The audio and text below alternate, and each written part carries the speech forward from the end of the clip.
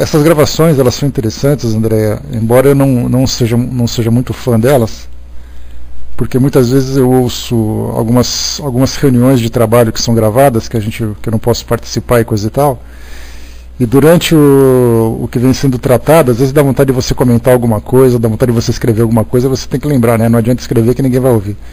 Aí você fica naquela angústia de querer escrever, os dedos coçando e não tem jeito, né? Bom dia, Nando.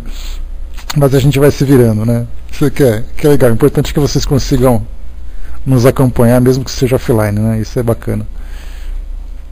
Às vezes tem uma piadinha que você quer soltar, um comentário que você quer fazer, e você fala, não adianta, tem que deixar passar, porque já era isso daqui. Bom, vamos lá então, meus amigos. A gente vai entrar aqui agora num novo capítulo. Nós estamos no Livro dos Médiuns, parte 2ª. Né? Então tá bom.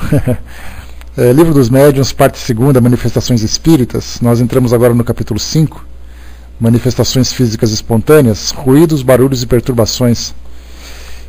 Que nós fechamos o anterior, o capítulo 4. Dentro dessas manifestações espíritas, nós lembramos que na primeira parte que nós estudamos, fizemos ali noções preliminares, aquele basicão, né, de entendermos se os espíritos existem, o que é real, o que é irreal, quais são os métodos e os sistemas que utilizam para poder justificar todas essas manifestações que nós encontramos aí pelo mundo afora. Alguns falam de charlatanismo, outros falam de pessoas que se impressionam demais, outros trazem essa realidade dos fenômenos, né? Bom dia, Darlene. E aí então fechamos essa primeira parte. Na segunda, entramos nas manifestações espíritas. Kardec falou sobre a ação dos espíritos sobre a matéria, né? Lembramos dos fluidos, lembramos da possibilidade dos espíritos interagirem com o mundo material, do perispírito, do fluido vital, né? Manifestações físicas e mesas girantes, aquilo também que nós estudamos nesse sentido, que eram apenas barulhos, ruídos, sons, né, aleatórios.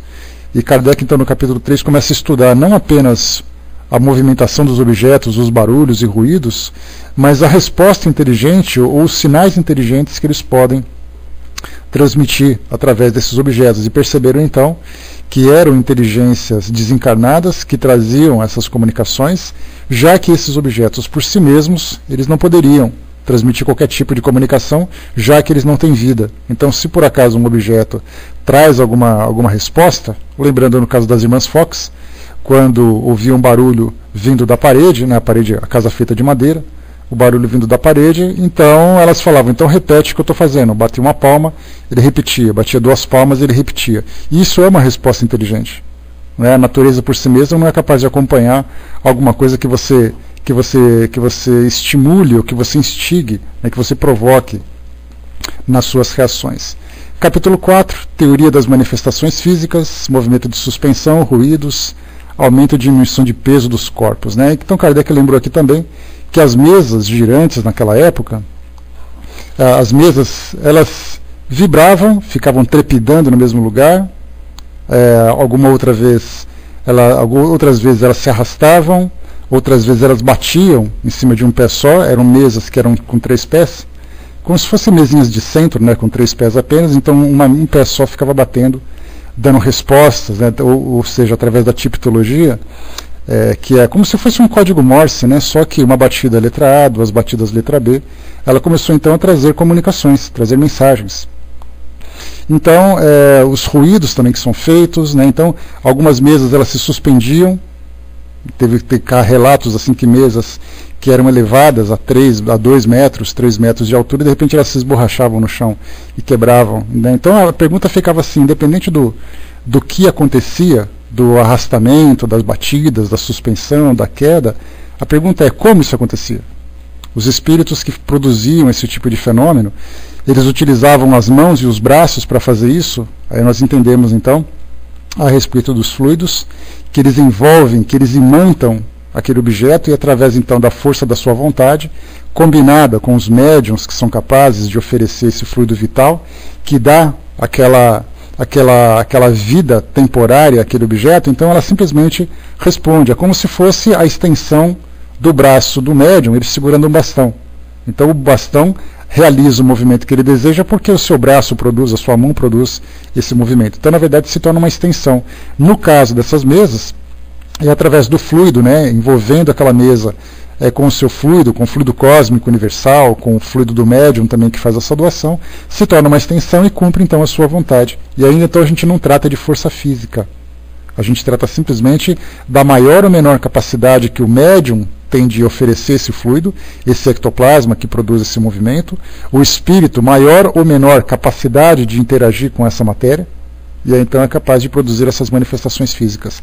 Mas tudo aqui a gente lembra sempre que na maioria desses casos, eles eram provocados. As pessoas se sentavam em torno de uma mesa, em torno de um objeto, postavam as suas mãos, nesse caso, né?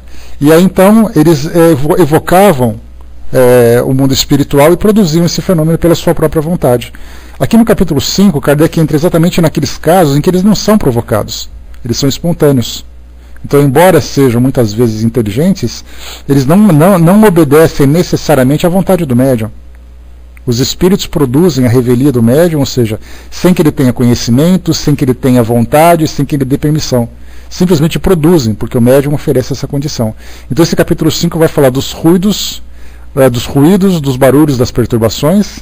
Depois nós vamos entrar futuramente no lançamento de objetos, né? A gente vê objetos que são lançados, relatos de objetos que são lançados.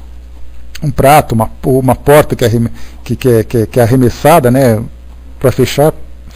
Uma gaveta que fecha, alguma coisa que sai sendo lançada pelo ambiente, né? Isso também são muitos os relatos que tratam dessa questão.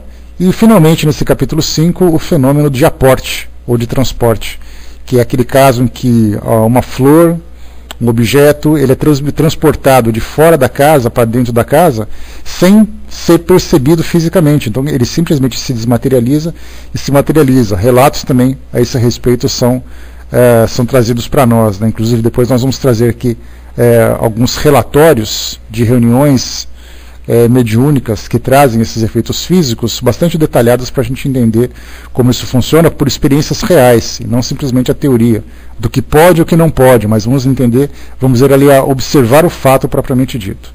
Bom dia pessoal que chegou.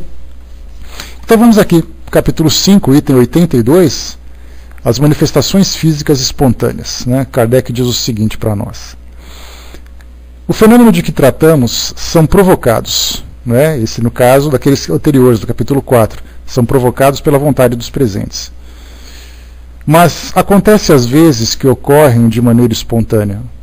Não intervém então a vontade dos participantes, e longe disso, pois se tornam quase sempre muito inoportunos.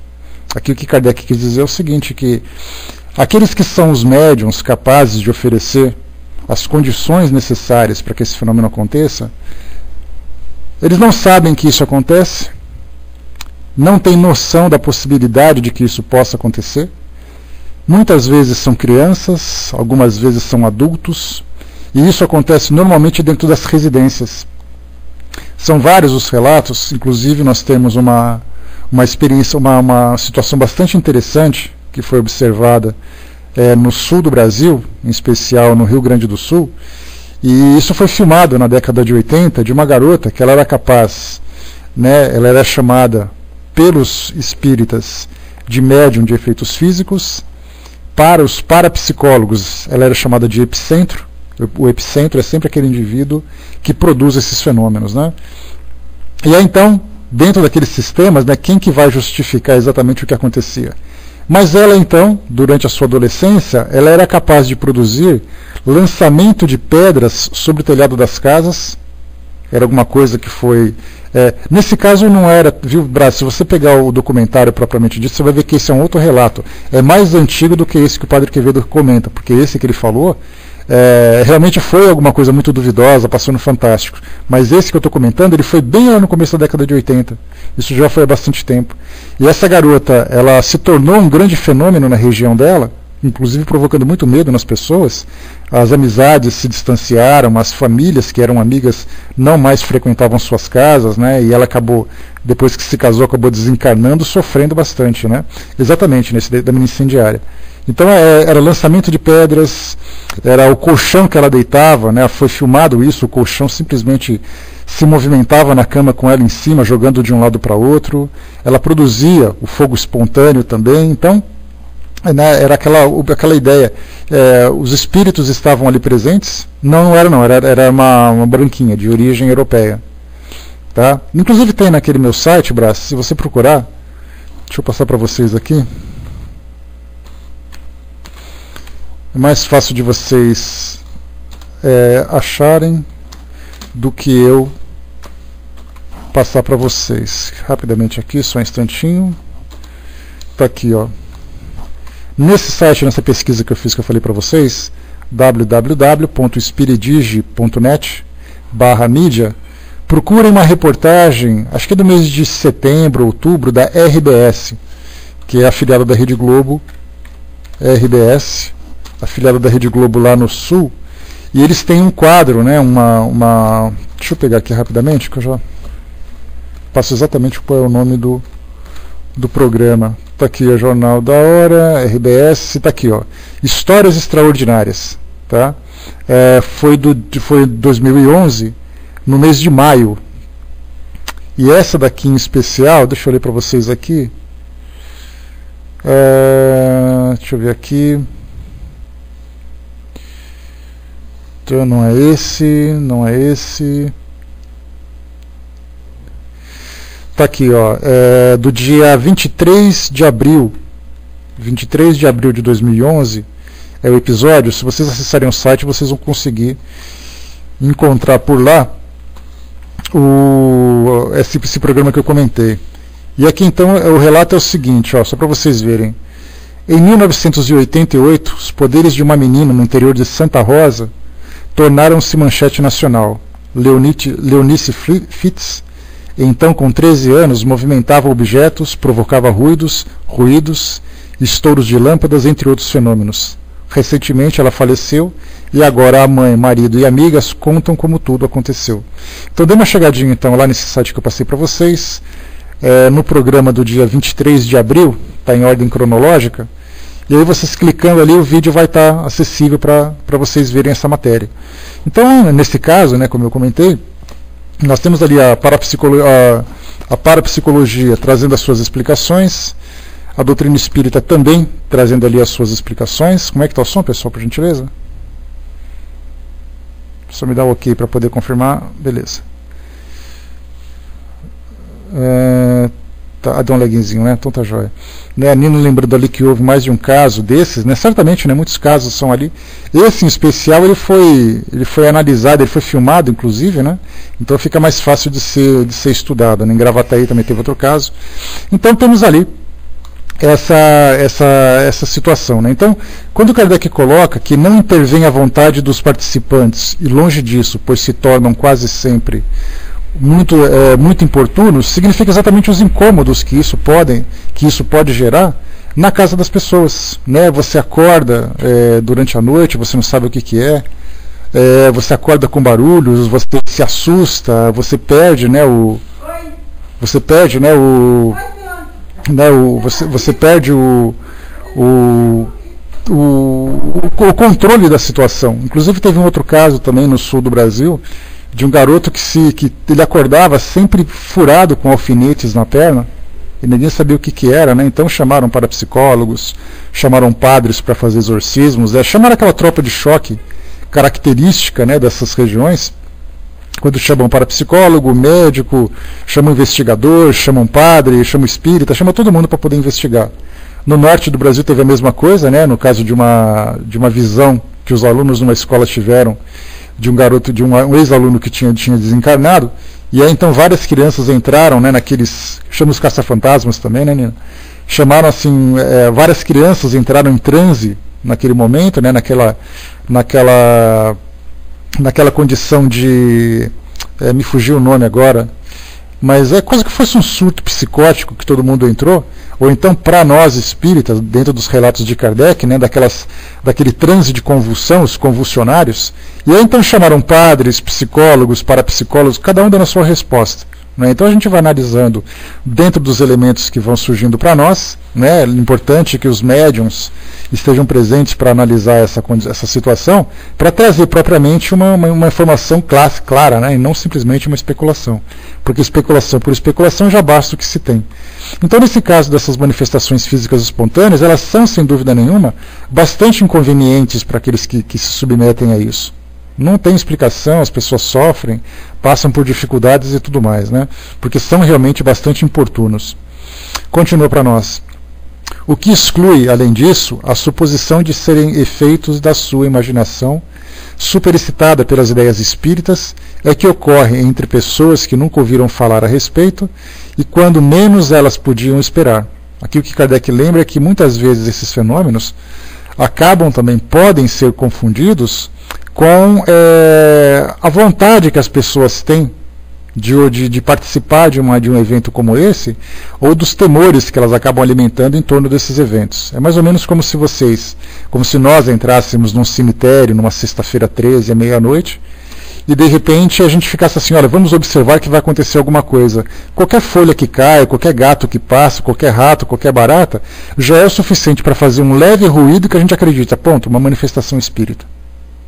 Isso porque a nossa imaginação está superexcitada. Então qualquer barulhinho, imagina se a gente está andando, de repente a gente para e pensa assim, olha, vocês ouviram isso? Aí um olha para a cara do outro e fala assim, não, eu não ouvi nada, eu também não ouvi nada. E aí então cada um fazendo a sua especulação em torno de um leve ruído. Então a gente está ali querendo muito participar desse fenômeno, mas não significa necessariamente que eles existam. Então é a nossa imaginação que está ali bastante fértil. A gente por exemplo, qualquer claridade que passa em cima de algum lugar, a gente passa assim, eu acabei de ver uma luz ali atrás daquele túmulo, eu vi ali alguma coisa passando atrás da árvore. Então tudo é feito da nossa imaginação. Né? A Nina colocou, né, há vários relatos desses fenômenos pelo mundo, né, os documentários mostram. Nós temos ali Discovery, principalmente, né, Nina? São muitos. Inclusive tem um programa, né, do Discovery que fala sobre o sobrenatural e que eles mostram muitos dos casos, né, de paranormalidade, de manifestações espirituais, essas coisas todas. Né? Então tudo é feito da especulação, né? Tudo é feito da especulação das pessoas. Né? E aí então, aqui para nós continua então. Esses fenômenos, cujas manifestações se poderia considerar como uma prática, como de prática natural, são muito importantes porque excluem as suspeitas de conivência.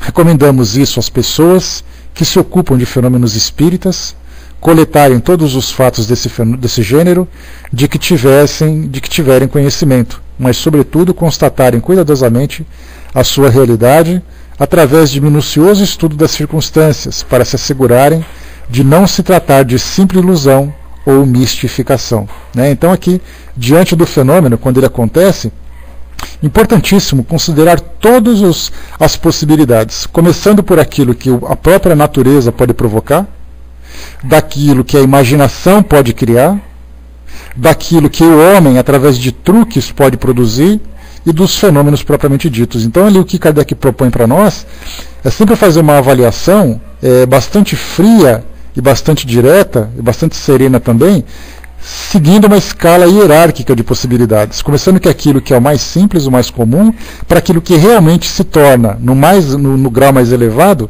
um efeito físico propriamente dito. Então ele pede para tomar bastante cuidado a esse respeito, para não criarmos, né, uma expectativa em torno daquilo, até porque a gente lembra sempre que essa banalização, a banalização desses fenômenos, daquilo que acontece, acaba sempre trazendo prejuízo, né, algo negativo em torno da realidade, uma realidade muito importante, que fala principalmente da existência do mundo espiritual. E isso a gente não pode tratar simplesmente como uma brincadeira, de imaginar assim, olha, faz de conta que o mundo espiritual existe. Nesse faz de conta que o mundo espiritual existe, a gente tira, né, a gente desvia os indivíduos, as pessoas, de uma realidade que ela já é mostrada para nós de uma forma bastante clara. E não apenas a realidade da existência após a morte do corpo físico, mas todas as consequências que decorrem dessa realidade.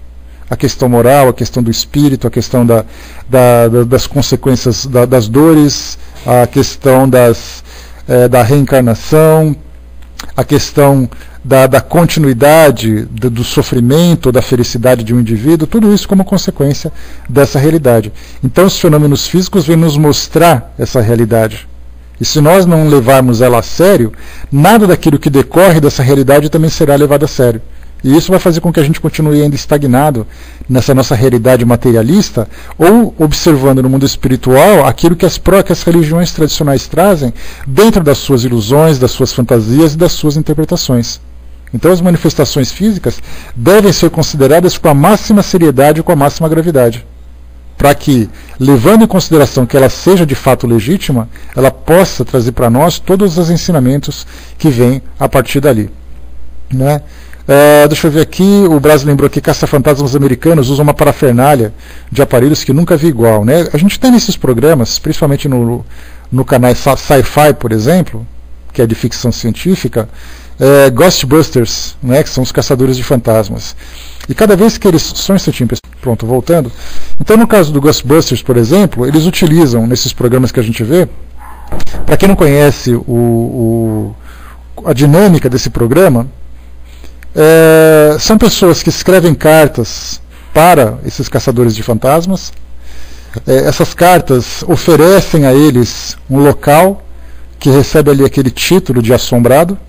E aí então eles fazem as suas visitas, né? Tem aqueles que trabalham apenas nos Estados Unidos e tem aqueles que trabalham pelo mundo, né? Já tiveram na Argentina, já tiveram na Europa, na Ásia, em vários locais que recebem esse título de assombrados. E aí então eles chegam nesse local e começam a montar esses equipamentos. E eles são encanadores, né? Nos Estados Unidos pelo menos. E aqui então, nesse caso que eu estou falando, Márcia, são esses Ghostbusters internacionais, né? Mas aqui no Brasil a gente tem também o projeto Neblina, depois eu já falo dele para vocês conhecerem. Então o que eles fazem? Vão até esses locais, conversam, né? Fazem aquela pesquisa histórica sobre o local, cada um da equipe tem ali o seu papel, e aí então durante o início da noite eles começam a montar o equipamento. Então eles têm filmadoras, tem ali câmeras infravermelho com visor infravermelho, microfones, sensores de movimentos em alguns casos, termômetros e medidores de campos eletromagnéticos. Então eles utilizam esses aparelhos espalhados pelo ambiente para poderem detectar o que é realmente de fato, né? O que é legítimo ou não.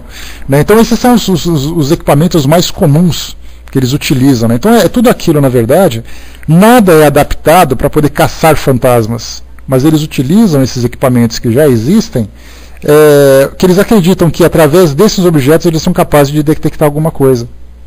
Mas eles sempre lembram, né? Se por acaso tem algum ruído, eles vão para baixo da casa, vão atrás das paredes para poder saber exatamente se tem algum encanamento, alguma coisa para poder destacar. Naturalmente eles nunca tiveram assim provas incontestáveis, né? Já fizeram ali algumas filmagens, algumas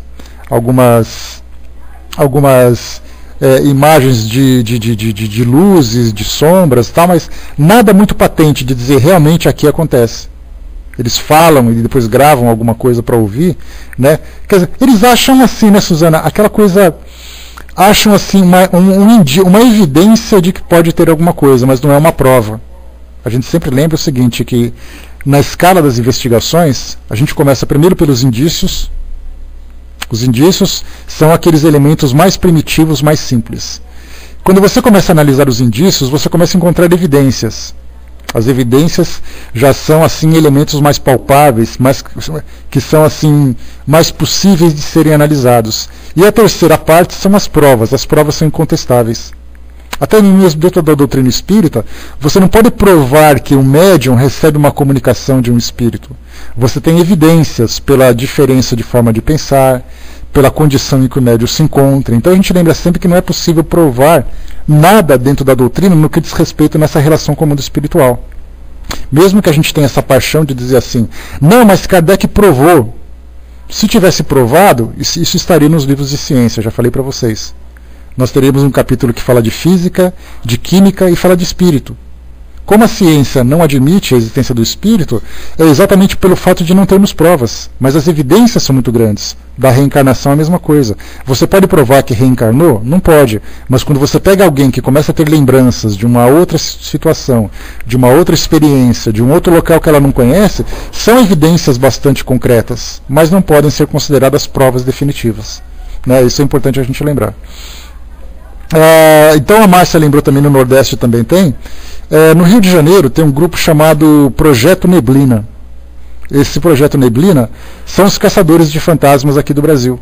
Eu tive a oportunidade de conversar com o presidente desse grupo o ano passado, o ano retrasado, se não me engano, e a gente começou a trocar algumas informações. Eu perguntei para ele assim, me escuta, vocês procuram os espíritos, vocês vão em busca das respostas a esses fenômenos que são observados nesses locais, mas nunca pensaram em estudar a doutrina espírita, por exemplo? Estudar a doutrina espírita propriamente dita, assim, falar do fenômeno, falar da existência dos espíritos e tudo mais. Ele falou assim, olha, a nossa proposta não é fazer um estudo doutrinário. A nossa proposta é estudar o fenômeno. E nós temos pessoas que são céticas, nós temos pessoas que já foram espíritas, ou que são espíritas, pessoas que são de outras religiões, mas que se interessam pelo fenômeno.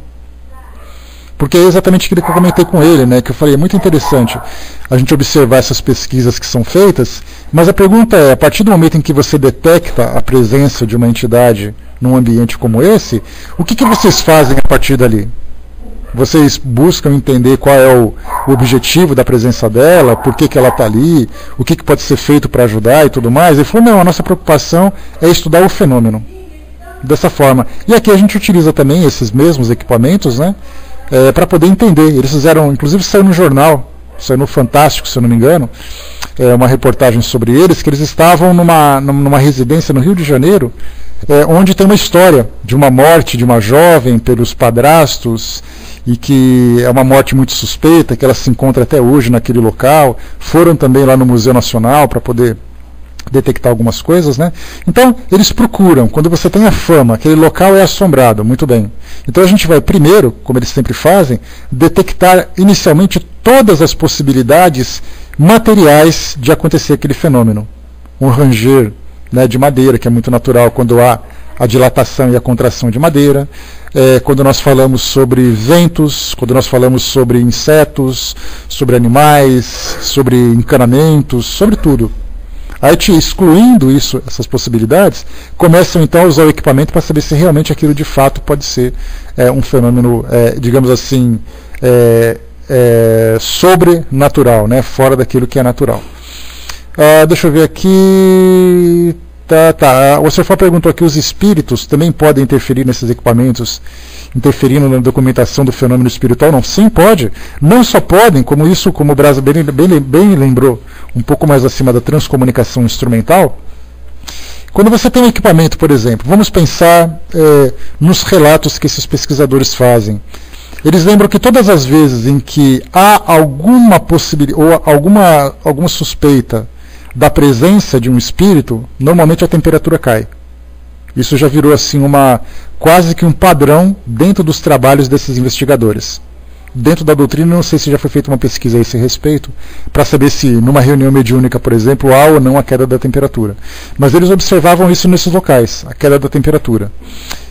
Nós temos aqueles medidores de campos eletromagnéticos, inclusive isso é bastante comum, até nos celulares tem isso hoje.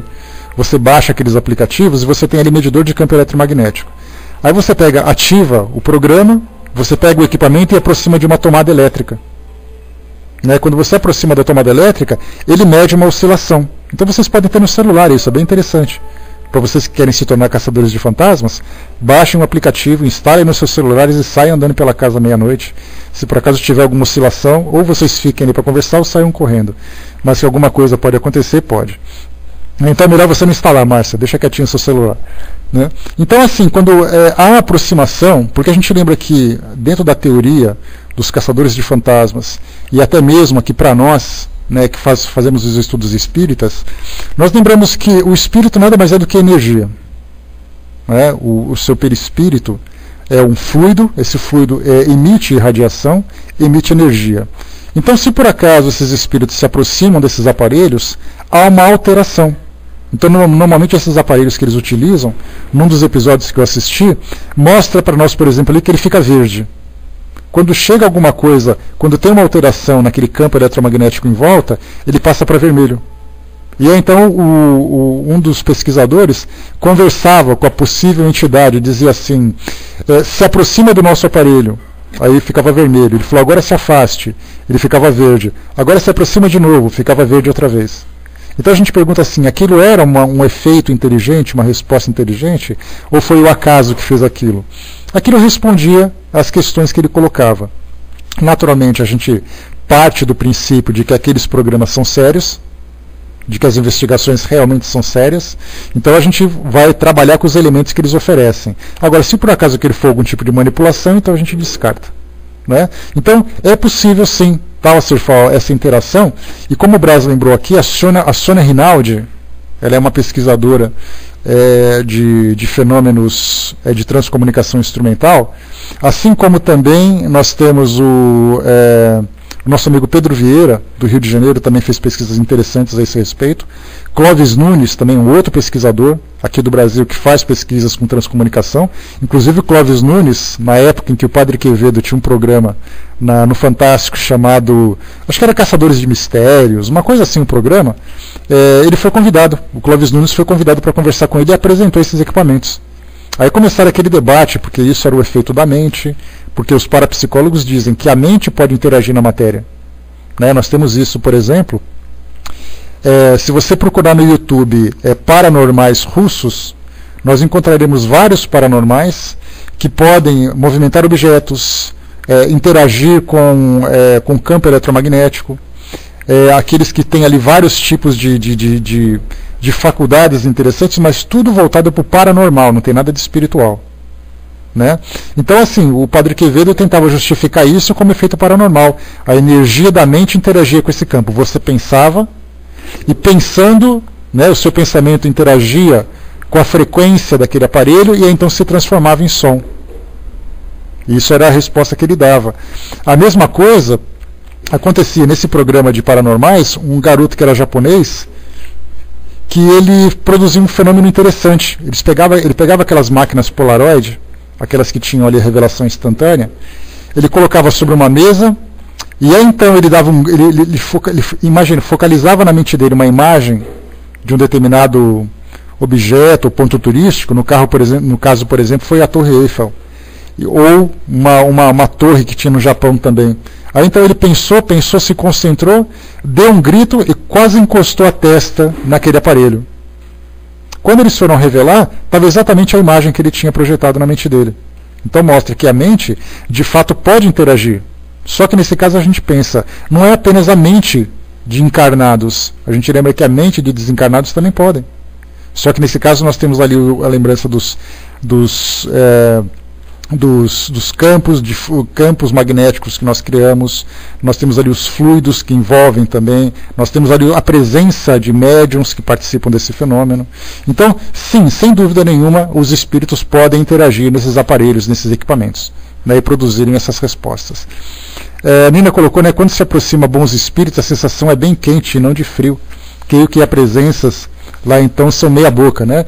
Aquela história, né? Para quem está assombrando uma residência, né, Nina? A gente lembra que não pode ser grande coisa, né?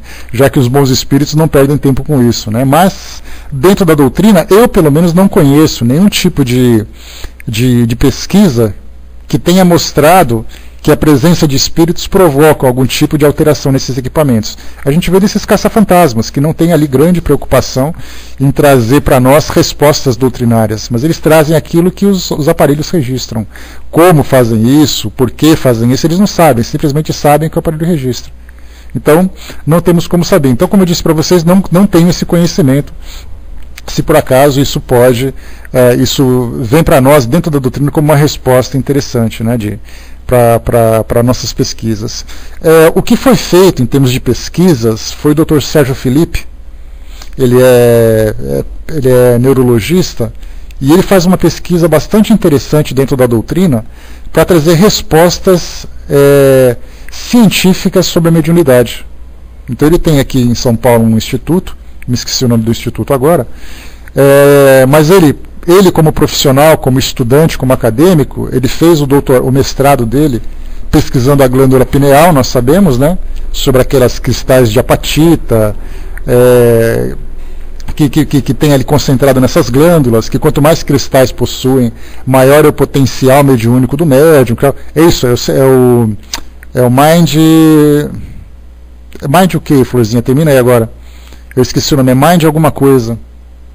Mas fica na Vila Mariana, Dafa, se não me engano, o consultório dele. Lá na USP, eu acho que ele tem, aliás, bom dia, né? Na USP ele tem o centro de pesquisa neurológico, né? Mas assim, a Spinal Mind, se não me engano, o nome do centro dele, que fala de Spinal Mind, né? De pineal e mente. Então acho que é na Vila Mariana, aqui em São Paulo. Bom, então o Sérgio Felipe, assim, uma das pesquisas que ele fez, inclusive isso foi registrado num programa numa reportagem, ele estava analisando quais eram os efeitos. Ele fez a tese pela USP, entendi. Né? Então, assim, ele fez a pesquisa dele, era analisar as alterações fisiológicas do médium durante o transe mediúnico. Então o médium se deitava sobre uma maca, ele colocava os eletrodos do eletrocardiograma, os eletrodos do eletroencefalograma, medidor de pressão arterial, coleta de sangue. Então ele colocava assim vários aparelhos. Isso, próximo da aclimação, exatamente. Aí quando o médium entrava em transe, inclusive o próprio espírito conversava com ele naquela hora, ele começava a fazer essas medições. E percebia de fato que havia uma alteração. Inclusive de tomografia também, que ele estava analisando. Então nesse caso, isso a Nina colocou para nós, né, do www.uniespirito.com, isso, Pineal Mind, exatamente. Então, uniespirito.com, para quem quiser conhecer. E aí, então, fazendo essa pesquisa, ele conseguiu, então, trazer resultados interessantes. Então, você não pode provar que, de fato, o indivíduo estava ali com o espírito falando através dele. Como eu disse para vocês, não temos condições de provar isso. Mas, nesse caso, o resultado dos exames mostrava que, independente de quem estivesse falando através daquele médium, foi constatado que havia uma alteração na sua condição fisiológica. Algo que você não pode provocar simplesmente. Eu quero fazer a minha pressão arterial baixar. Eu quero mentalmente alterar o eletroencefalograma. Eu quero provocar um efeito diferente no meu eletrocardiograma. Eu quero ter um efeito diferente, um resultado diferente no meu exame de sangue. Não é pela vontade. Então são evidências importantes a serem consideradas quando se fala sobre transe. Transe mediúnico, transe hipnótico, seja lá como for. Então, quer dizer, são assim, passos, né, que a gente vai dando com esses resultados para mostrar de fato que a coisa não é simplesmente uma ilusão. E a mesma coisa também para constatar a presença de espíritos também é passo a passo. A gente vai tendo ali, descartando aquilo que é possível, e como diz o próprio Arthur Conan Doyle, quando escreveu ali o Sherlock Holmes, né, tirando o impossível, o que sobrar, por mais improvável que seja, é verdade. Então, quer dizer, é impossível que um espírito se manifeste? Não, não é impossível. Então, já que existe a possibilidade, analisando os detalhes, a gente consegue chegar numa resposta. O Braz lembrou aqui que Paulo Neto fazia uma experiência com a quiliografia, né, com sua esposa, que era médium, né, as fotos dela mediunizada tinha cor, né, ela em estado normal era uma outra cor, né. Então também, né, foto Killian, exames fisiológicos, registros de equipamentos eletrônicos, né, tudo isso pode ser para nós sendo somados, fazendo ali uma alteração, né. Inclusive o Sérgio Felipe também fez uma pesquisa sobre o efeito do passe, né, alterando ali a água.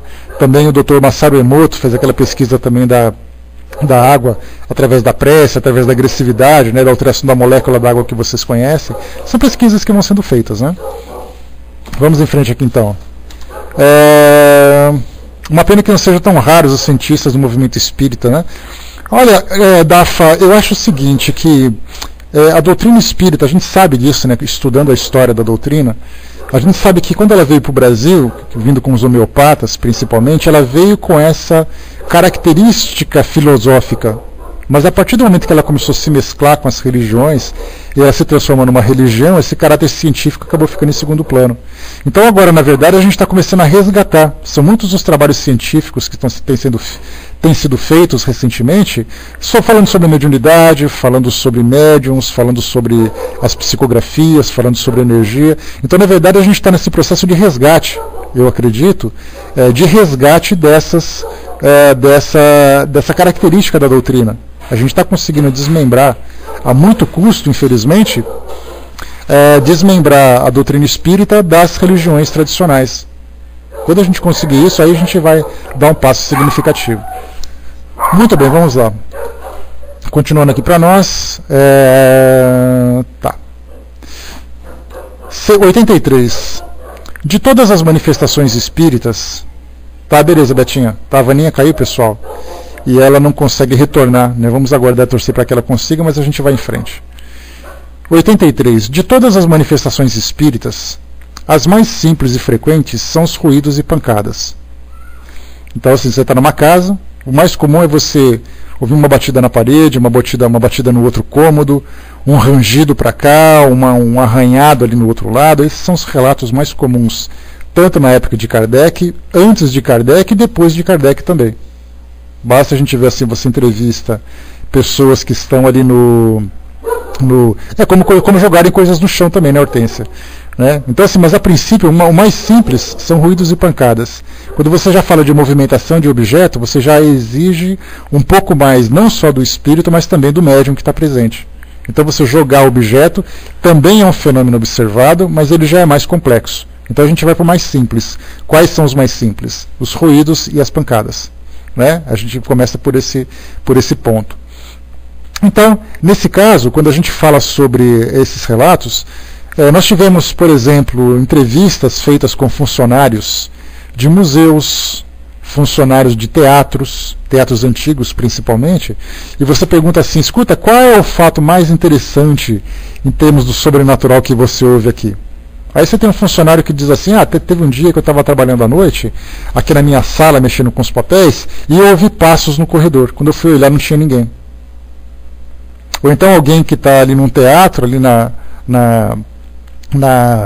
nos bastidores do palco ali atrás, e de repente ele está mexendo alguma coisa e ouve um ruído no palco, um ranger no palco, não tinha ninguém pisando e não tinha motivo para ranger. Então são os mais comuns, né, que são esses relatos. Né, prédios que já passaram por grandes incêndios também, né, a mesma coisa do Joelma. A gente lembra que o Joelma, que teve um incêndio ali, se eu não me engano, em 1972, me corrijam se eu estiver errado, se vocês puderem pesquisar eu agradeço. Então, em 1972, nós tivemos um grande incêndio, 74, obrigado, embaixador. Nós tivemos aqui um grande incêndio em São Paulo, o edifício Joelma, inclusive virou, né, teve ali o relato de alguns espíritos que morreram, que desencarnaram naquele incêndio, naquele acidente. 6 dessas pessoas foram, através de Chico Xavier, trouxeram seus relatos. Essas 6 pessoas se transformaram esses relatos, né, num livro chamado Somos 6, e desse livro Somos 6 veio então aquele filme Joelma, 13º Andar. Para quem quiser assistir ao filme, nós temos ali no site da nossa amiga Rosana, www.saudadeeadeus.com.br, nos filmes online, esse filme está lá para vocês assistirem, caso vocês queiram. Né? E aqui outros relatos também, o Andraus, ali na Praça da República em São Paulo, nós temos o edifício Avenidas, na Avenida Paulista, Andorinhas, no Rio de Janeiro, 86, então são várias situações ali que vão sendo mostradas. Né?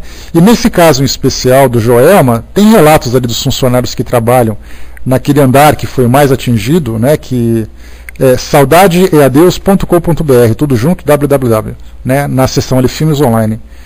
Então ali nós temos nesses relatos de funcionários que falam que houve às vezes gemidos, ouvem gritos, ouvem barulhos, né, então tudo ali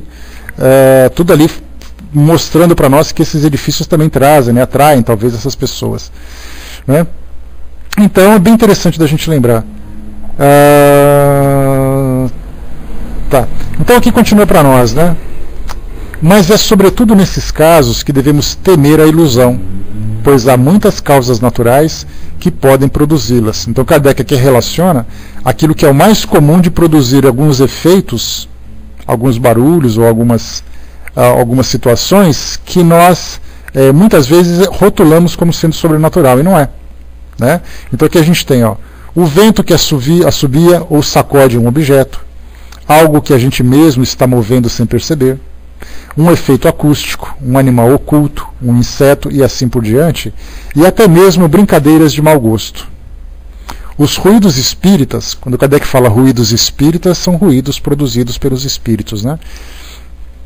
Então, os ruídos espíritas têm, aliás, características inconfundíveis, como intensidade e timbre muito variáveis, muito variados.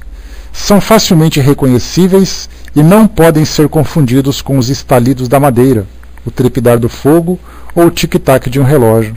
São golpes secos, às vezes surdos, fracos e leves, de outras vezes claros, distintos e até barulhentos, e até mesmo barulhentos, que mudam de lugar e se repetem sem nenhuma regularidade mecânica. De todos os meios de controle, o mais eficaz e que não deixa nenhuma dúvida quanto à origem é submetê-lo à nossa vontade. Aí Kardec aqui coloca traz uma lembrança interessante das irmãs Fox.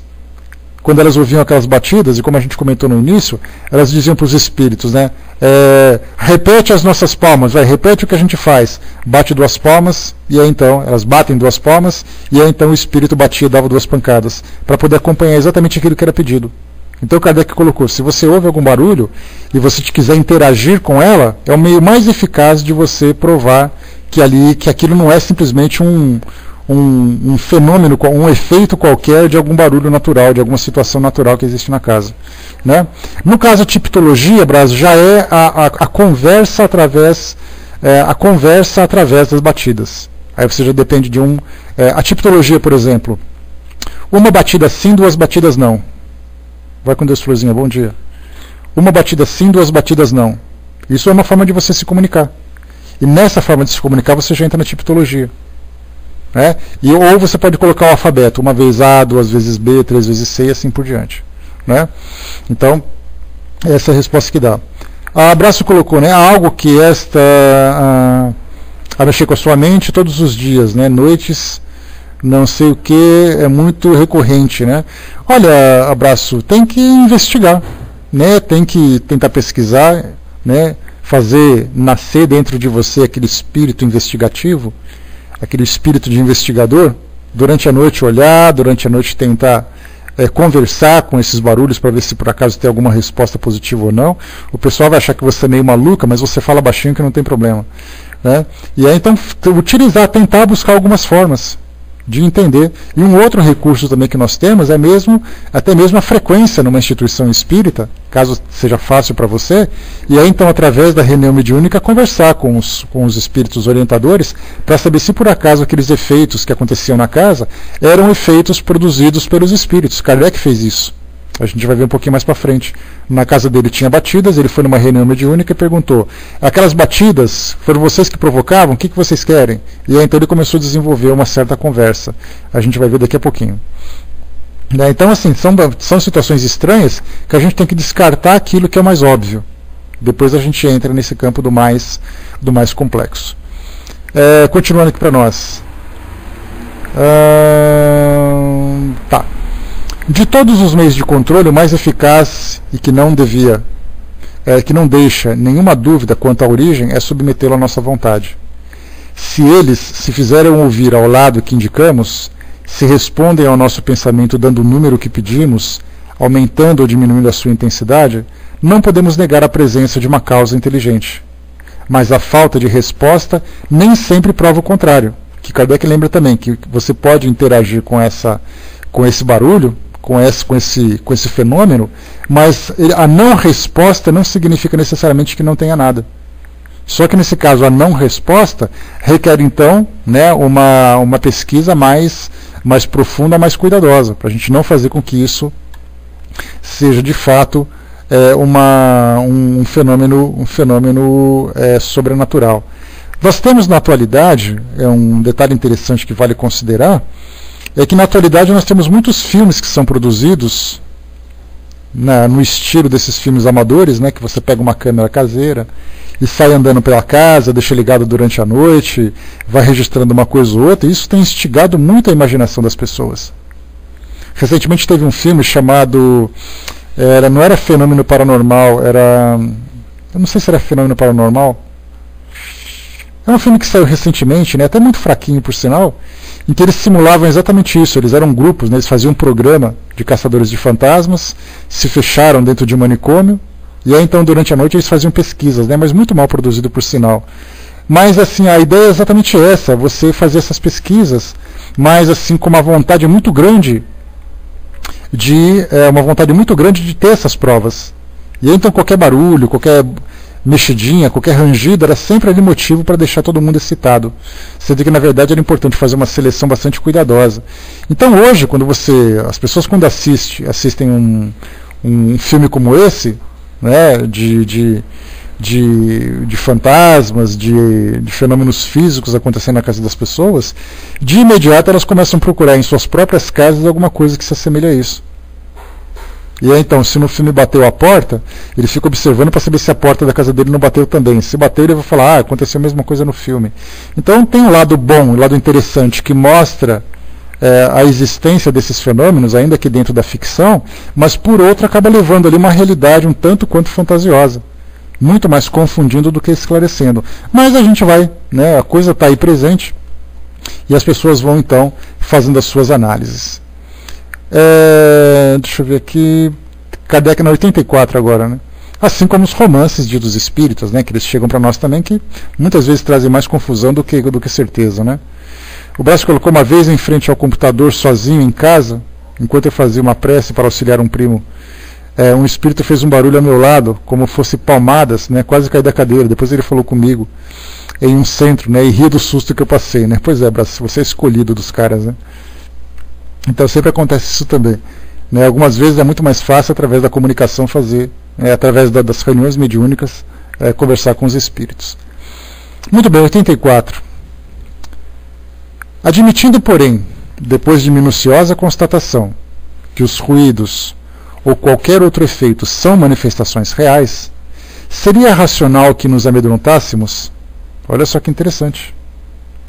Kardec coloca então, vamos tirar todas as possibilidades de ser alguma coisa provocada por elementos da natureza. Então, de fato, nós entendemos, o ruído aconteceu. Agora entra a grande questão. Seria racional que nos amedrontássemos? Kardec, com toda a sua coragem, com toda a sua boa vontade, com toda a sua perspicácia, diz para você que se por acaso você estiver andando à noite e ouvir um barulho atrás de você na sua porta, você não precisa gelar, você não precisa correr, você não precisa se assustar. Quem conseguir fazer isso, ótimo. Quem não conseguir, é melhor sair correndo. Mas vamos lá. Mas Kardec sempre coloca assim, por que o medo? O medo, na verdade, não é da assombração, é o medo da surpresa. Pois é, né, Dafa? É aquela história assim, né? Eu sou espírita, mas não venha com espírito, né? Pois é. Então, é uma situação interessante porque nós seres humanos, não tem medo, Hortência? Legal, então parabéns. Muita gente tem, a maioria tem, né? Já também, está certo. Então, pensemos no seguinte, o ser humano, por si só, ele tem uma mente muito ativa, uma criatividade muito influenciável, né? Dessa forma, todas as vezes que a gente ouve alguma coisa que fala do mundo espiritual, de imediato a gente recorre à história de tudo aquilo que aconteceu. Nos tempos atuais, então, fica pior ainda, porque hoje nós temos os filmes, as novelas, os clipes, que mostram exatamente o mundo espiritual muito exagerado do que é na realidade. Se você pegar, por exemplo, o filme Thriller do Michael Jackson, o vídeo Thriller do Michael Jackson, o que você vai ver? Zumbis levantando o túmulo. Isso faz com que você tenha pavor de entrar num cemitério. Quando você assiste a um filme A Volta dos Mortos-Vivos, você fica imaginando que aquele cadáver vai levantar do caixão e vai comer seu cérebro. Se por acaso você assiste a um filme que fala de assombração, você vai ver aquela pessoa vestida de branco, com os olhos negros, arrastando uma corrente num corredor. Então, quer dizer, para a ficção, para a mídia, quanto mais assustador, melhor. Quando você fala um filme, por exemplo, sobre grandes obsessões, que eles chamam de possessões demoníacas, o que mostra na mídia é exatamente aquilo que mais impressiona as pessoas. Uma boa maquiagem, um bom efeito especial e coisa e tal. Então quando você fala assim, você ouve um barulho na sua casa, e você então fica se perguntando se aquilo é um fantasma ou não, a primeira imagem que vem à sua mente não é o livro dos espíritos, o livro dos médiuns. É o filme que você assistiu no cinema, é o filme que você assistiu sentado no sofá da sua casa, com as pernas cruzadas para nenhuma mão aparecer embaixo da cama, ou embaixo do sofá. Então a nossa imaginação, assim, ela está permeada de imagens que são equivocadas com relação ao mundo espiritual. Então a gente leva aquele primeiro susto, mas depois, se a gente tiver condições de dar aquela refletida, você assistiu? Ah, legal, Maria. Eu estou com ele aqui no computador, preciso assistir também de novo, a nova versão dele. O Morro dos Ventos Uivantes, é bem legal esse filme. Não é assustador, não é nada, mas é um filme bem interessante. Então, assim, de certa forma, quando tudo aquilo que acontece na nossa vida de um modo geral, a primeira coisa que o nosso cérebro faz é buscar no nosso arquivo mental algumas respostas para poder identificar aquela situação. E como a nossa mente está cheia, que eu comentei com vocês, de imagens fantasiosas, fantasmagóricas, qualquer coisa que diga respeito ao mundo espiritual, a primeira coisa que a gente faz é exatamente isso. Você pensa assim, por exemplo, o diabo não existe. Aí de repente você vê alguém num processo obsessivo extremamente grave, e ele fala que é o diabo, você fica assim, será que o diabo não existe mesmo? Aí fica aquela coisa assim meio na dúvida, né? Só que a dificuldade que a gente tem que pensar, a Hortência, que você colocou, né, tem que discernir. O problema é assim, qual é o tempo que o nosso cérebro leva para processar essa informação? Algumas vezes a sua perna pensa mais rápido do que seu cérebro, porque aconteceu aquele barulho, você já correu antes de pensar. Aí depois, quando você chega na porta, você fala assim, eu devia ter voltado e perguntado. Não devia, você já correu. Porque a gente não fala de pessoas espíritas, a gente não fala de experimentadores da doutrina espírita, a gente fala de pessoas comuns. Aquele jovem, aquela pessoa que não acredita, aquele que adora filme de terror e coisa e tal. Para essas pessoas, você falar racionalmente, não precisa se assustar, seria quase que uma utopia nos tempos atuais, né? Pois é, tem esses que vêm para provocar, e eles sabem como provocar. Né? Eu sempre brinco com a Vaninha, uma pena que ela não esteja aqui agora, que ela diz assim, né, que certa vez ela frequentava um centro espírita, que era perto da casa dela, e era uma casa espírita muito pequena. Era aquela casa assim que quando a reunião pública estava cheia, tinha 30 pessoas. Né? Era assim, uma casa espírita que tinha 20 trabalhadores, que eram polivalentes ali, né? O presidente entregava o folhetinho na porta, depois corria para fazer a abertura da reunião pública, depois fazia a prece no final e depois ajudava a varrer o centro. Né? Então era mais ou menos assim, né? Fazia várias coisas ao mesmo tempo. E aí então, consequentemente, por ser uma instituição pequena, tinha também poucos recursos. Né? E tendo poucos recursos, era aquela coisa, né? Tinha pouco dinheiro, aquele dinheirinho era guardado no armário, trancado e coisa e tal. E teve um ladrão que invadiu o centro, aliás, um ladrão muito corajoso, né? Porque ladrão, para invadir centro, ele tem que ter muita coragem, né? Porque normalmente você fala para um ladrão, vamos assaltar o centro espírita, ele fala, Deus me livre, né? Mas vamos lá, esses eram corajosos. Entraram e roubaram o pouco que tinha na caixinha ali, R$100, R$150. Quer dizer, o centro é pequeno, trabalha com sacrifício, precisa juntar aquele recurso com toda a dedicação dos trabalhadores, e vem alguém e rouba. A Vaninha ficou tão possessa da vida, ficou tão revoltada, que ela falou assim, quando eu desencarnar, eu quero ficar de plantão no centro espírita para dar susto nesses indivíduos. Eu vou derrubar coisa, eu vou fazer barulho, eu vou aparecer, eu vou fazer de tudo. Eu falei, Vaninha, você é um espírito, você é espírita, né? Você é um espírito mais esclarecido, não fica preso no seu centro espírita fazendo isso. Ela falou, eu sou esclarecido, mas eu quero estar lá para dar um susto nele. Eu sou um espírito espírita, mas eu sou um espírito inferior, eu quero fazer isso, né? Então tá aí, então ela vai ficar de plantão para tentar dar susto nessa galera toda, né? Então tem um pessoal que está ali preparado só para poder fazer ali uma provocação, né? Que gosta, né? Tem quem gosta, né? Eu falo assim, tá bom, Vaninha, então enquanto eu estudo as estrelas, você fica ali dando susto. Se eu precisar de alguém para dar susto, eu te chamo, tá bom? Ela fala, pode me ligar, não tem problema. Então, quer dizer, cada um com seu cada um, né? Então, se a gente imagina que com os motivos, com as suas justificativas, né, com as justificativas, você tem para fazer isso, imagina aqueles espíritos que são arruaceiros. Aqueles espíritos que não têm o que fazer, que gostam de aprontar, que gostam de fazer uma bagunça, né? Tá cheio disso. Só para vocês terem uma ideia, como a nossa imaginação é fértil, vou contar uma pequena história para vocês, aproveitando esses nossos minutos finais. Talvez esse tenha sido o maior susto que eu já levei na minha vida. Eu sou moreno, né, meio cor de chocolate, e eu devo ter ficado assim, aquele verde fluorescente de medo naquele dia. E era uma coisa boba, para vocês verem, uma brincadeira que foi feita. Eu era escoteiro nessa época, tinha por volta dos meus 16 anos, e a gente estava acampando numa região de montanhosa aqui perto de São Paulo, e aí montamos a nossa barraca, né? Nós estávamos ali em três escoteiros dormindo na mesma barraca, e o grupo de meninas que também acampava com a gente ali num outro local, era muito comum à noite as pessoas saírem para dar susto no outro, né? Nesses acampamentos sempre tem essas brincadeiras. E por acaso nesse local tinha uma cachoeira. E ali, naturalmente, tinham aqueles pratos, né, que eu não sei o nome daqueles pratos, mas aquelas tigelas que normalmente o pessoal da Umbanda ou do Candomblé fazem, aqueles trabalhos espirituais, né, que popularmente é chamado de despachos, na mata, perto de cachoeira e coisa e tal. E essas meninas, sem medo de fazer nada, pegaram esses pratos, pegaram algumas velas, colocaram perto da nossa barraca e acenderam as velas e deixaram a coisa ali. E aí, então eu ouvi algum barulho lá fora, eu levantei para olhar. E como eu estava assim meio distante, eu olhei para aquela coisa e tinha um galho que estava meio curvado em cima daquela vela, que parecia uma pessoa que estava debruçada ali em cima. Eu parei, olhei, eu juro para vocês, eu devo ter ficado uns 30 segundos congelado. Eu olhei, vi aquela vela, vi a tigela, vi a sombra daquele negócio em cima, eu fiquei gelado.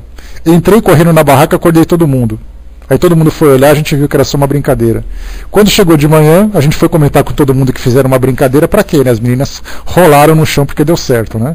Ou seja, uma coisa tão óbvia, uma coisa tão simples, mas que foi o maior medo que eu já passei na minha vida. Não existiu nada até agora que tenha superado esse susto que eu levei. Porque a nossa imaginação é assim. O nosso arquivo mental, ele tem elementos que ele trabalha. Uma ilusão de ótica, Brás. E era um galho que não tinha nada a ver com uma pessoa, mas eu vi uma pessoa curvada em cima daquela tigela, como que estivesse rezando do lado da nossa barraca. Você imagina, né? O pavor que eu senti naquele local. Então, naquela hora, né? Então, quer dizer, a mente produz aquilo porque é o que a mente sabe fazer. Então, quando o Kardec fala para nós, aqui nessa colocação, né? Seria racional que nos amedrontássemos? Racional não seria. Só que nós estamos no estágio ainda em que a nossa imaginação é muito mais rápida do que a nossa razão. E é nessa situação que hoje a gente percebe que muita gente tem medo de passar na porta de um centro espírita. Quando você fala assim para alguém, eu vou lá no meu centro hoje. Ah, você vai no centro da cidade? Não, eu vou no centro espírita. Tá, vai com Deus, Francis. Bom dia, meu amigo. Não, eu vou no centro espírita. Deus me livre, não passo nem na porta. Por quê? Ah, lá tem espírito. Em todo lugar tem espírito. Ah, mas eu não vou naquele local, não. Durante muito medo, eu tinha pavor de um templo de Umbanda. Minha mãe frequentava a Umbanda na juventude, quando ela era mais jovem, né?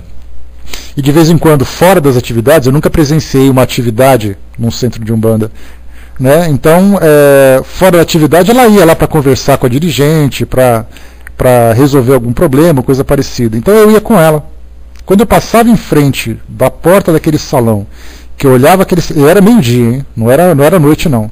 Quando eu passava assim na porta daquele salão e eu olhava, via aqueles altares, aquelas imagens, aquele cheiro de incenso, aquilo me provocava um pavor que vocês não imaginam. Tanto que eu confundia espiritismo com a Umbanda, e durante muito tempo o livro dos Espíritos esteve na prateleira da minha casa, e eu nem tocava nesse livro, Deus me livre. Aí depois de um tempo, estamos aqui falando exatamente da mesma coisa.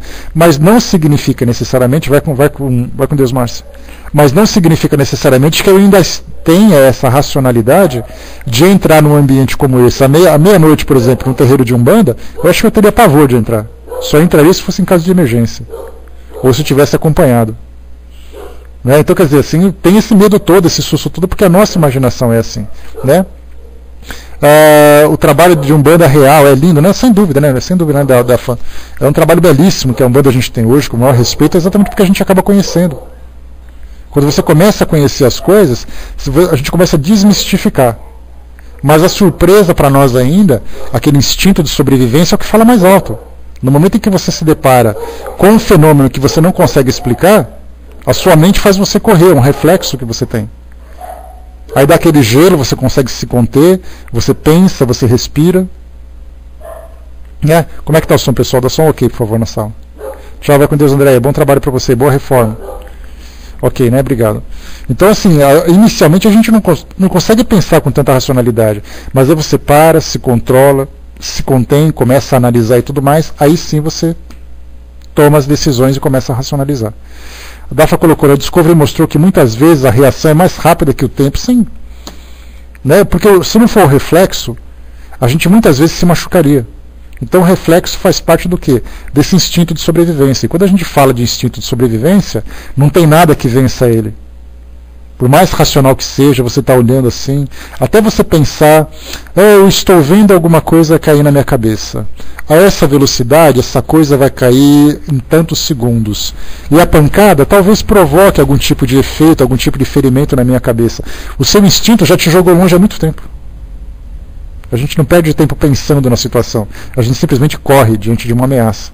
E o sobrenatural é o que faz o que é para nós ainda uma ameaça. Né? Deixa eu ver aqui. A Miriam lembrou aqui, né? Tem coisa pior do que assistir a reportagem do Fantástico sobre fantasmas? É texto com aquela musiquinha de fundo? Pois é, né? Colocar aquela musiquinha do arquivo X ainda por cima, né? E botam aquelas imagens, botam aquelas coisas todas, só para poder provocar um pouco mais. Né? Então é assim que funciona. É difícil a gente usar a razão quando a nossa imaginação é tão estimulada na atualidade com essas imagens de filmes, de reportagens e tudo mais. Vamos lá em frente então. Kardec coloca, seria racional nos amedrontarmos? Seguramente não, porque em caso algum oferecerá o menor perigo. Olha só que interessante. Algumas vezes a gente vê filme de terror e você fica assim andando pelaquela casa com a meia luz, né, ligada, acesa iluminada por velas. Você vai andando naquele corredor assim rangendo, de repente você olha para trás, chega um espírito e crava no teu peito uma faca. Aí você começa assim a sangrar e o espírito olha para você e começa a dar aquela gargalhada satânica. Quer dizer, aí você fala assim, o espírito não pode te oferecer perigo algum, mas nos filmes ele oferece. E entre aquilo que é real e aquilo que os filmes oferecem, infelizmente nós acreditamos naquilo que o filme oferece. Aí então você chega assim, está andando, aí um espírito pega e te derruba. Né? Pois é, exatamente, embaixador. É essa gargalhada aí, com um tom bem alto ainda por cima. Né? Aí de repente pega assim, te empurra pela escada e você sai rolando. Aí o espírito fica lá atrás com aquela cara de vingança. É isso que a gente coloca. Os espíritos sempre sendo para nós uma ameaça. Sendo que eles não são ameaças, mas a nossa imaginação aceita como tal. Principalmente quando esses espíritos vêm com esse rótulo demoníaco, que eles são demônios. E os demônios podem fazer o que eles quiserem e coisa e tal. Né? As religiões tradicionais continuam passando essa imagem, a mídia continua estimulando a nossa imaginação e a nossa razão acaba ficando ali correndo atrás desse prejuízo todo que foi causado.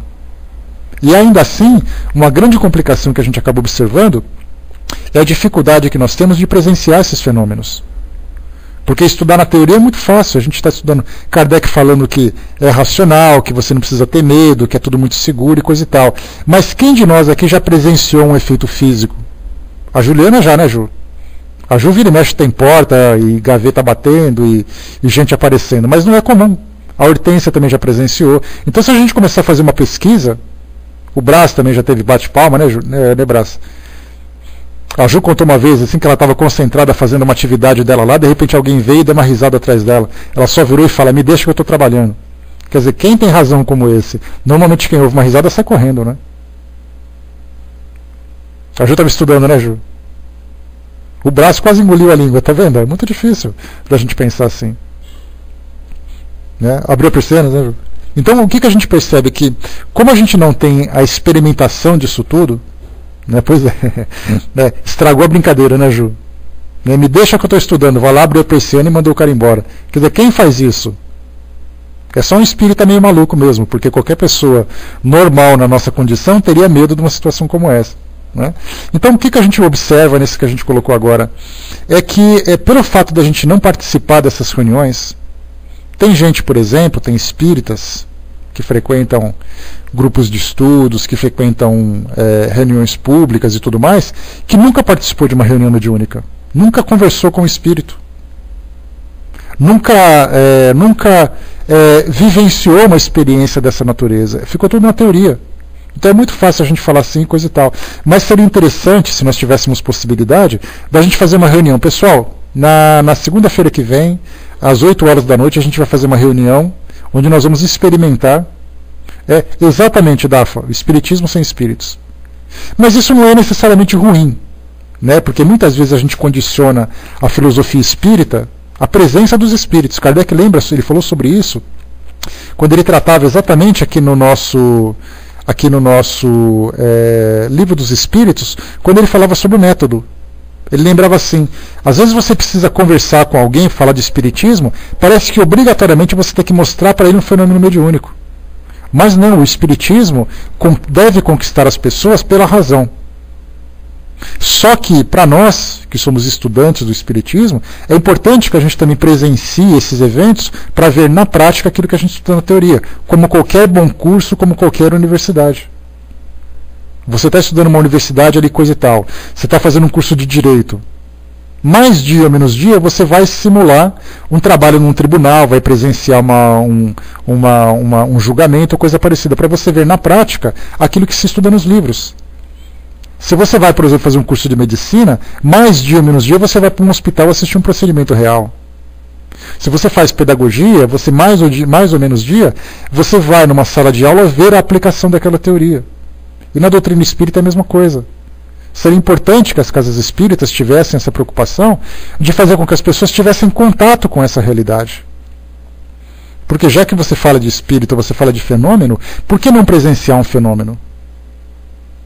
É a mesma coisa você falar de caridade na teoria. Você já participou, já presenciou algum trabalho caritativo? Não.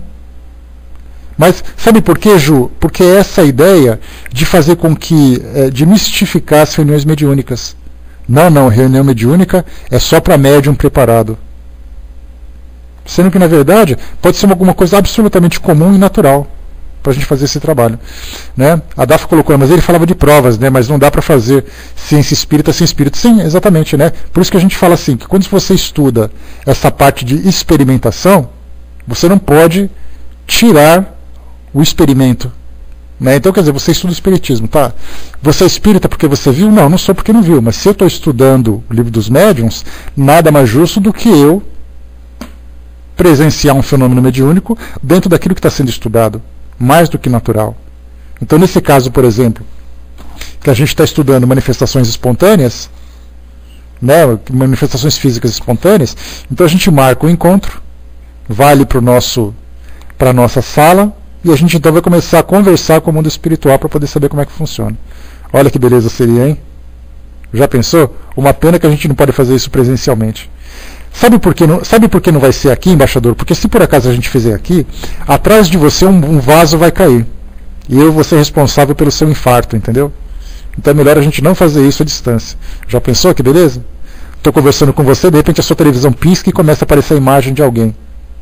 Aí a culpa vai ser, não, foi daquele cara que provocou o fenômeno. Não tem nada com isso, né? Até porque a Dafa colocou lá em cima, para saber do ambiente espiritual, só com a informação dos espíritos, né? Para isso, por isso paramos no tempo, né? Com relação ao espiritismo. Acabamos com a parte da experiência, o que eu lamento profundamente, Dafa. Lamento mesmo, porque a gente não imagina como nós perdemos com isso. Na época de Kardec, tudo era experimentado. Tudo era conversado com naturalidade, não tinha aquela formalidade, não, hoje nós vamos fazer uma reunião mediúnica. Que nada, chama lá todo mundo, junta todo mundo, pessoal, vamos fazer aqui uma evocação, vamos conversar com os espíritos, eles vão nos instruir sobre isso, isso e isso. Absolutamente natural.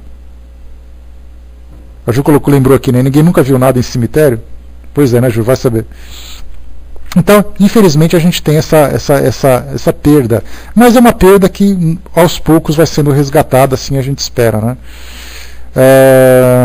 Mais pequenos grupos estão retomando isso. Isso é bom, porque quando a gente fala, né, naquela questão da gente criar grandes instituições espíritas, de certa forma a gente acaba despersonalizando. Fica uma coisa muito fria, muito distante, e fica muito elitizado também. Uma casa espírita que tem 300 trabalhadores. Desses 300 trabalhadores, 10 são médiuns. Só esses 10 participam. o público não tem contato. O CELD faz isso, né? O CELD tem esse benefício. Então todas as quartas e sábados eles trazem para nós a psicofonia. Então para quem nunca viu a psicofonia, né, a mensagem dos espíritos depois da palestra, as pessoas ouvem, as pessoas têm contato. Então isso pode ser ouvido aqui no Pau Talk. Hoje, por exemplo, quarta-feira, na palestra das 19h30, mais ou menos ali por volta das 8h20, 8h30, acabando a palestra, vem ali o médium que, através da psicofonia, traz para nós ali uma mensagem. E sábado também, às 19 horas, quando chega mais ou menos assim 10 para as 8, 8 horas, vem a comunicação do mundo espiritual. Então, para quem não conhece, quiser conhecer, hoje, 7h30, na Sala Espiritismo Net Brasil, vai ter a palestra sobre o Evangelho segundo o Espiritismo. Acabando a palestra, tem a psicofonia. Esse tipo de contato, de fazer com que os espíritos conversem com as pessoas, é fundamental para fazer com que esse espiritismo que nós estudamos nessa característica científica seja ali presenciado, seja observado. Do contrário, vai ficar alguma coisa muito, muito superficial. Né? Kardec era contra, né? Ele dizia que a melhor era sempre grupos pequenos, sem dúvida. Né? Hortência colocou, né? Quantos muitos estudarem realmente o que acontece no mundo espiritual, muitos irão parar de tomar certos remédios. Né? Pois é, daí a gente vai sempre mudar a conduta quando tiver essa convicção, principalmente. Né? Perguntas e respostas. Nesse caso, né, Dafa, esses grupos pequenos, de entrevistas que a gente faz com os espíritos, eu acho que é muito legal, porque você pode expor as suas dúvidas, você pode entender a realidade, o que eles pensam, o que eles falam. Isso é sempre muito legal. Né? Agora, do contrário, quando a gente pega aqui os grupos formais, é algo tão distante. Depois a gente vai ler, numa outra oportunidade, uma comunicação de um espírito falando exatamente sobre isso. Para quem não conhece, né, o nosso amigo Alamar Regis publicou, né, mandou um e-mail para todo mundo aí, divulgando exatamente esse diálogo que um espírito teve com o grupo mediúnico, para não formalizar as reuniões, mas tratarem os espíritos como amigos, e não como pessoas distantes. Né? Então é necessário esse tipo de trabalho. Mas beleza, pessoal, a gente fecha por aqui então o nosso estudo de hoje. Fizemos aqui, só para a gente concluir aqui então, né? Seguramente não precisamos ter medo, né? Porque em caso algum oferecerá menor perigo. Só podem ser afetadas de maneira prejudicial as pessoas que acreditam tratar-se do diabo, como as crianças que temem o lobisomem ou o bicho-papão. Nesse caso aqui, a gente lembra sempre que, algumas vezes você acreditando nessas entidades do mal, a crença fica abalada, a nossa mente fica estimulada negativamente, e isso traz um prejuízo. Mas fora isso, quando acontecer assim, de acontecer um fenômeno, é o diabo que está fazendo, não é o diabo não, é um espírito comum, e ele tem que ficar quieto, que ele está incomodando. Aí pronto, resolveu rapidinho. Essas manifestações, em certas circunstâncias, aumentam e adquirem persistência desagradável. É necessária uma explicação a respeito, pois é natural que então se queira afastá-las. Né? Quer naturalmente a gente afastar, né, que acabem essas manifestações, porque elas provocam um inconveniente. A gente vai depois conversar na nossa próxima reunião. Né? A gente lembra que a Betinha lembrando que a nossa equipe é espiritismo.net, né, nós temos ali esse trabalho de divulgação do espiritismo no meio virtual, e um dos orientadores do nosso trabalho é exatamente Caibar Schutel, que foi um grande divulgador do espiritismo na sua época, na cidade de Matão, aqui no interior de São Paulo, através de rádio, através de jornais e tudo mais. Né? Então, todas as vezes que nós temos encontros no Rio de Janeiro, o Caibar se manifesta. Então ele participa da nossa reunião, conversa com todo mundo, traz ali a orientação do trabalho, como no ano passado nós tivemos a Dona Ivone do Amaral Pereira, né, Betinha? Né? Vai com Deus, Darlene, bom trabalho para você. Então, eles se manifestam, eles trazem ali as suas orientações, os seus esclarecimentos, numa conversa absolutamente descontraída. Não tem aquela coisa dele vir, falar, e quando ele acaba de trazer a instrução, ele pergunta: o que vocês querem saber? Né, podem fazer as perguntas. Aí fica fazendo pergunta, ele vai respondendo, e tem ali aquele diálogo absolutamente natural. E quando acaba, por exemplo, ele fala assim: bom, não tem mais pergunta? Então é isso, pessoal, já acabamos por aqui. Pronto. Faz ele aquela prece de encerramento, o médium recobra a sua consciência e acabou. Mas nós chegamos assim e falamos: essa entidade está se manifestando, fale a entidade fala, vai embora. Quer dizer, a gente não conversa assim com as pessoas que são amigas, com as pessoas que querem ajudar. Por que a gente trata os espíritos assim? Esse é um grande problema que a gente acaba enfrentando. Né? Então, pessoal, fechando por aqui o nosso trabalho de hoje. Betinha, você vai fazer encerramento para nós? Alguém já está escalado para isso? A Miriam vai fazer? Legal. Né? Então, Miriam, eu passo para você. A gente vai continuar. E é o que eu sempre falo, pessoal, é impressionante, né? Se você fala sobre família, se você fala sobre sexualidade, e se você fala sobre fantasmas, todo mundo se interessa. Para a gente que está há bastante tempo nesse trabalho, é comum a gente observar o Ibope sempre sobe e a tela sempre fica mais agitada quando os assuntos são esses. É falar de fantasma, de sexualidade e de conflitos familiares. É impressionante como isso toca, como isso nos toca, nos chama a atenção. Né? E só para lembrar, Miriam, só um segundinho, o Mário me lembrou aqui agora, obrigado, Mário. No próximo domingo, no dia 13 de maio, às 20 horas, o Mário me convidou para fazer uma palestra no grupo Renascer. O grupo Renascer fica na categoria Others, né? A gente sai aqui da categoria Brasil, fica na categoria Central e South America, e ali tem a categoria Others, né, que são as outras, né, outras categorias. E então o grupo Renascer, que faz um trabalho bacana, né, a respeito do alcoolismo e tudo mais, e eu vou falar sobre influências espirituais e o alcoolismo. Tá? Então, se vocês quiserem participar, no próximo domingo, às 20 horas, na sala Renascer, no grupo Renascer, lá na categoria Others, aqui do Pautalk. Tá? Então, estejam todos convidados.